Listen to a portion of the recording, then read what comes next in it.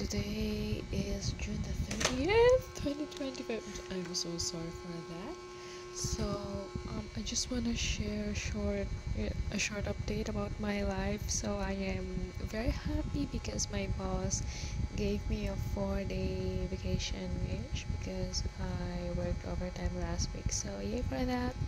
And I would have a lot of things to do in these 4 days. I hope to use them all, to utilize them wisely, especially for the ministry.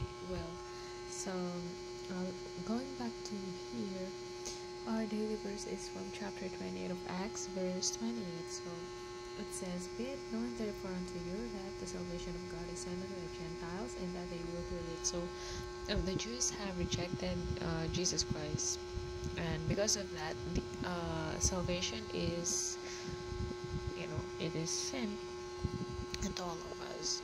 It doesn't mean, I repeat it doesn't mean that Jews do not need to be saved anymore. Everyone needs to be saved, and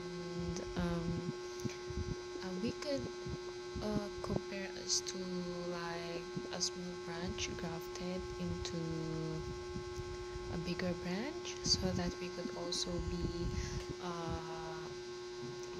have access to the source, to the foods. That is why. So that is like that. We have been given this opportunity to hear the gospel, and not hear the gospel only, but also to respond to the gospel. So what will your response be? Will you receive the gospel?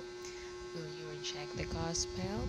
And this shows that God is really graceful and merciful to all of us. He doesn't want anyone to perish in hell. So while there is still time, there is still time, but sooner or later there won't be time anymore. So while there is still time, we should all have assurance in our hearts that we are going to heaven. So I think that's it for today. Thank you. Bye.